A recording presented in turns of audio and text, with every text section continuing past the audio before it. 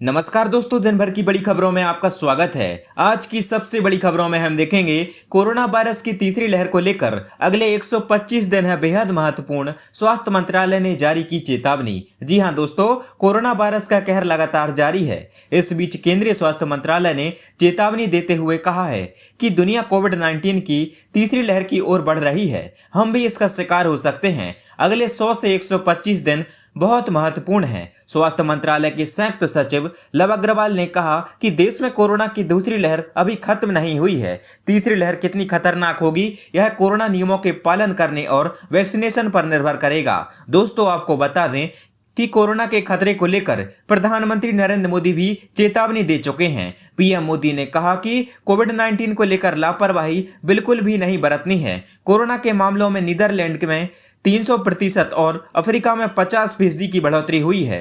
और आज की दूसरी बड़ी खबर में हम देखेंगे सेना की जासूसी मामले में अहम खुलासा, आईएसआई से हर महीने 50,000 रुपए पाता था परमजीत। जी हां दोस्तों, दिल्ली पुलिस की क्राइम ब्रांच द्वारा गिरफ्तार किए गए पाकिस्तान की खुफिया एजेंसी आईएसआई के लिए जासूसी करने वाले शख्स से पूछताछ में अहम जानकारी मिली है। गिरफ्तार हुए सेना के नायक परमजीत ने पूछताछ में खुलासा किया है कि साल 2018 से वो हबीबुर रहमान के जरिए पाकिस्तानी आईएसआई के लिए काम कर रहा था। सेना की जासूसी करने के लिए हर महीने आईएसआई परमजीत को 50,000 रुपए महीना भेजती थी। लॉकडाउन में भी परमजीत को आईएसआई ने 20,000 रुपए भेजे थे। ये तमाम पैसे हर महीने परमजीत की बहन के बैंक अकाउंट में ट्रांसफर किए जाते थे।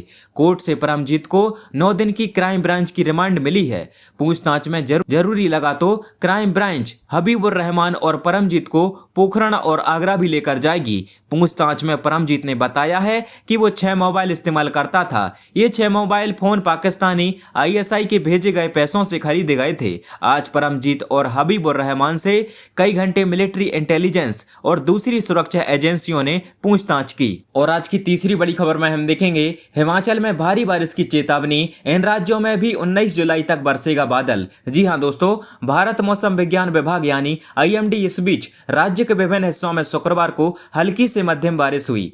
सरकाघाट में 86 बिलियन बारिश हुई। इसके बाद नादौन में 52 मिलियन बारिश हुई। मौसम विभाग ने यह जानकारी दी है। हिमाचल प्रदेश के अलावा आईएमडी ने कई अन्य राज्यों और केंद्र शासित प्रदेशों में भारी बारिश की भविष्यवाणी की है। इनमें उत्तर प्रदेश, हरियाणा, उत्तराखंड, राजस्थान और दिल्ली शामिल हैं। आईएमडी ने यह भी कहा है कि मध्य प्रदेश, गुजरात और दक्षिण राजस्थान के अलग अलग हिस्सों में बिजली के साथ मध्यम से तेज गरज के साथ बौछारें पड़ने की संभावना है। रिपोर्ट में कहा गया है कि इस तरह के मौसम से चोट लग सकती है और यहां तक कि बाहर रहने वाले लोगों और जानवरों को भी नुकसान हो सकता है। और आज की चौथी बड़ी खबर में हम देखेंगे मध्य प्रदेश के बालाघाट में पेट्रोल न्यूयॉर्क से दोगुना महंगा, 5 बिंदुओं में जाने इसके सस्ता ना होने की वजह। जी हां दोस्तों, पेट्रोल के भाव सारे रिकॉर्ड तोड़ रहे हैं। मध्य प्रदेश के बालाघाट में शनिवार को लोगों ने 1 लीटर पेट्रोल 112 रुपए से ज्यादा देकर खरीदा। अगर डॉलर को रुपयों में बदलें तो इस वक्त न्यूयॉर्क में 1 लीटर पेट्रोल 60 से 62 रुपए में मिल रहा है।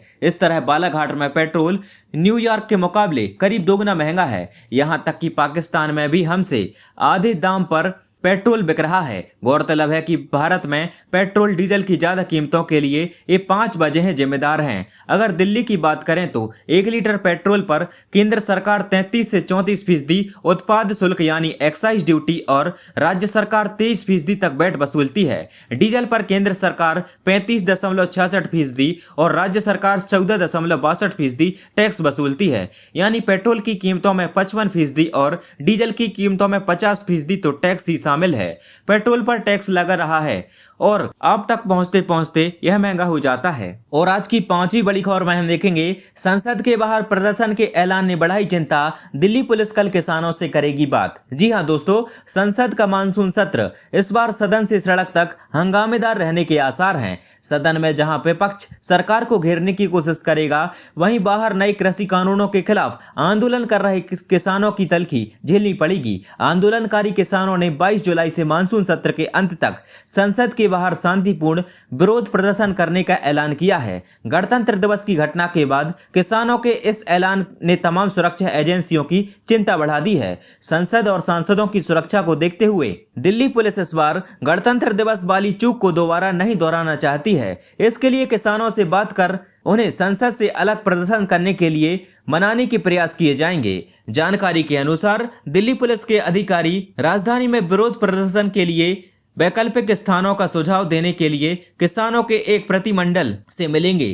किसान 22 जुलाई से संसद के मानसून सत्र के अंत तक केंद्र के कृषि कानूनों को लेकर विरोध प्रदर्शन की योजना बना रहे हैं। और आज की छठवीं बड़ी खबर में हम देखेंगे, फिर बढ़ी इंडिया की ताकत। यूएस नेवी ने इंडियन नेवी को सौंपे एक खास हेलीकॉप्टर्स। जी हां दोस्तों, भारत की ताकत एक बार फिर बढ़ गई है। अब इंडियन नेवी के बेड़े में खास हेलीकॉप्टर शामिल हुए हैं जो इसे और मजबूत करेंगे। अमेरिकी नौसेना ने भारतीय नौसेना को 2 MS-60 आर रोमियो हेलीकॉप्टर सौंपे हैं। यह हेलीकॉप्टर 16 जुलाई को सैन डिएगो में हुए समारोह में अमेरिका में भारत के राजदूत तरणजीत सिंह संधू को सौंपे गए। भारत ने अमेरिका से ऐसे 24 हेलीकॉप्टर खरीदे हैं। इन हेलीकॉप्टर का इस्तेमाल सैनिकों को ले जाने, राहत और बचाव कार्य में लेने और दुश्मनों की सबमरीन के खिलाफ युद्धक क्षमता बढ़ाने में किया जा सकता है। इस हेलीकॉप्टर की खास बात यह है कि यह हेलीकॉप्टर सभी मौसम में काम करने में सक्षम है। देश को हेलीकॉप्टर मिलने की जानकारी देते हुए ट्वीट किया उन्होंने लिखा, भारत अमेरिका की दोस्ती